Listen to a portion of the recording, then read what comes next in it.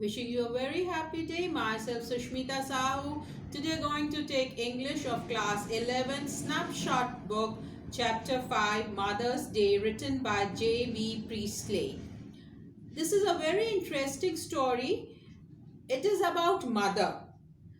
Mother जो usually मतलब usually mothers को एक बहुत बड़ा अहदा दिया जाता है and we all respect our mothers and it's a very humorous play. If you like my channel, kindly subscribe for it and don't forget to press the bell icon. इसमें कुछ characters हैं and the action is taking place in a living room of a Pearson house in London suburb.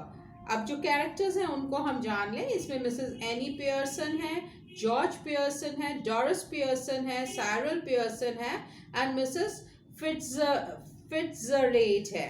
Now there is a conversation between Mrs. Annie and Mrs. Fitzgerald. Actually में this is a story about mother. On Mother's Day summary. Mother's Day is a plan by J.B. Priestley.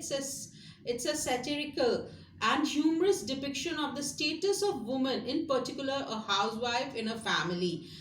ये एक humerus है, एक satire है जिसमें कि एक housewife या घर में गृहिणी की स्थिति बताई गई है कि क्या है, कितना लोग उनको रिस्पेक्ट करते हैं या कैसे उनको एक जस्ट एक घर का एक मेंबर मान के उनके कोई भी परवाह नहीं करता है और सब लोग उनको फॉर ग्रांटेड लेते हैं, चाहे वो बच्चे हो चाहे हस्बैंड हो, और उनके द्वारा जो भी काम किया जाता है उसको फॉर ग्रांटेड लिया जाता है कि भाई ये तो इनकी ड्यूटी ही है. इसमें भी इसी तरह मिसेस पियर्सन है, उनके हस्बैंड है जॉर्ज पियर्सन, उनकी डॉटर है एंड उनकी डॉटर है डोरिस पियर्सन एंड बेटा है साइरल पियर्सन. एंड बहुत फनी सिचुएशंस में ये बताया गया है कि कैसे घर के लोग बिल्कुल ही कद्र नहीं करते हैं, वो अपना एंजॉयमेंट करते हैं, जबकि कभी कोई ये कद्र ही नहीं करता है कि she is also working for so long hours and she also needs a change. उनको भी कोई चेंज की ज़रूरत है, उनको भी बाहर जाने की ज़रूरत है. इस बात का कोई को एहसास ही नहीं रहता है.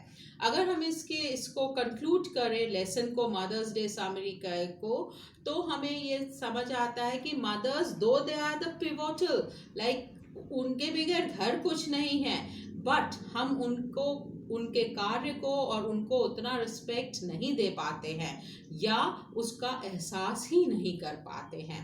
I just read this for you on the screen. Through the Mother's Day summary, the writer wants to say that we all should respect, care and help our mother for all the hardship she has done for us. इससे हमें एक बहुत ही अच्छा moral मिलता है कि हमें अपनी माँ को बहुत ही आदर देना चाहिए एवं उनकी जो उन्होंने कष्ट सहे हैं उसका आदर करना चाहिए और उनके आदेशों का हमें हमेशा सहर्ष पालन करना चाहिए. और खासकर जो हिंदुस्तान की संस्कृति है उसमें माँ को रिस्पेक्ट तो बहुत किया जाता है, पर उनके द्वारा किए गए कार्यों को कभी उतना रिस्पेक्ट नहीं किया जाता है कई जगह, बिकॉज उनकी जो वो करती हैं उसको उनका कर्तव्य या फर्ज मान लिया जाता है. और इसी पे ये पूरी स्टोरी बेस्ड है कि किस तरह जो एनी पियर्सन है वो अपनी फ्रेंड को अपनी बारे में बताती रहती हैं और वो दोनों एक में का, because she is very petite, like वो कभी एक बैक रिप्लाई नहीं कर सकती है मिसेस एनी पियर्सन. तो जब उसकी फ्रेंड उनको बोलती है कि तुम स्ट्रांग बनो और तुमको अपने हस्बैंड को बच्चों को रियलाइज़ करवाना चाहिए कि जो वो कर रहे हैं तुम्हारे साथ वो गलत है, तो वो नहीं कर पाती हैं. तो this friend and mother Annie Pearson they change their role. मतलब जो उनकी फ्रेंड होती है वो फिट्जगर्लन, वो और एनी पियर्सन अपना रोल चेंज कर लेती हैं और जो ये इनकी फ्रेंड है ये बहुत स्ट्रांग लेडी होती है. वो कुछ दिन अपने आप को दोनों आपस में एक्सचेंज हो जा करती हैं, और कुछ दिन उनकी फ्रेंड जाके उनके घर में सबको लेसन सिखाती है कि देखिए जो आप कर रहे हैं, the way you are talking to me is not proper, आपको मुझसे बात करनी है तो ठीक से बात करें, एवं जो मैं काम कर रही हूँ आपके लिए उसका आप रिस्पेक्ट करें। थोड़े दिन में सबको समझ आ जाता है और इसी तरह ये प्ले का अंत होता है। चलिए इसके साथ हम लोग इसके क्वेश्चन आंसर्स करते हैं। The first question is, the play is written in 1950s, is a humorous and satirical depiction of the status of mother in the family. जो ये प्ले है ये 1950 में लिखा गया है और एक ये व्यंग्यात्मक प्ले है जिसमें कि हमें एक वुमेन का एक फैमिली में स्टेटस के बारे में पता चलता है।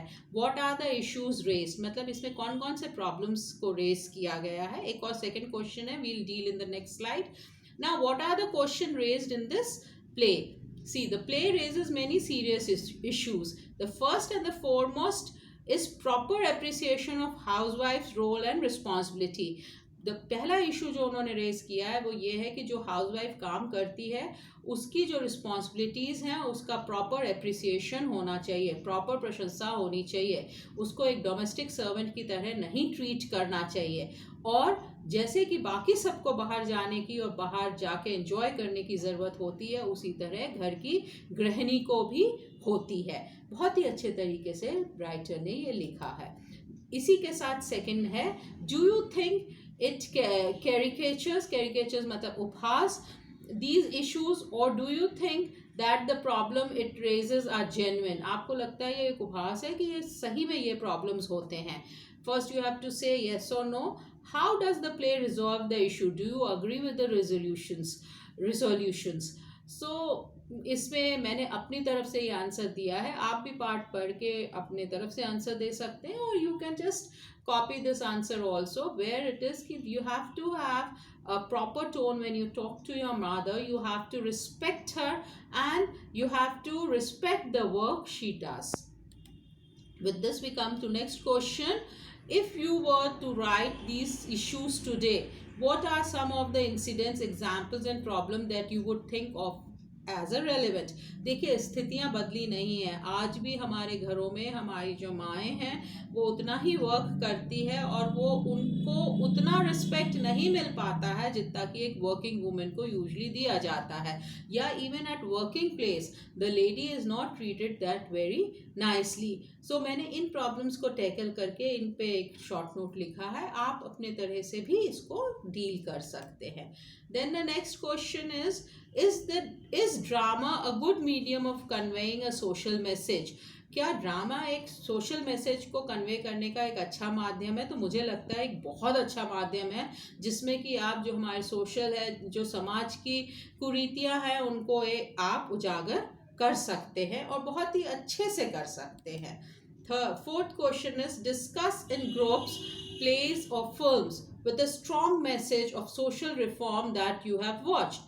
इसमें मैंने एक आपकी मूवी स्वदेश का जिक्र किया है, जिसमें कि एक very talented scientist come from NASA and how he develops in India in a very remote village. तो ये एक डेडिकेशन होता है और अगर हम चाहें तो बदलाव ला सकते हैं। आप किसी भी मूवी का जो आपको अच्छी लगी हो, जो कोई एक सोशल कॉज पे हो, उसको लेके उसके बारे में लिख सकते हैं। With this thank you so much, hope so आपको लेसन समझ आया होगा। जो भी मुश्किलें हो आप अपने कमेंट बॉक्स में लिखें। Thank you.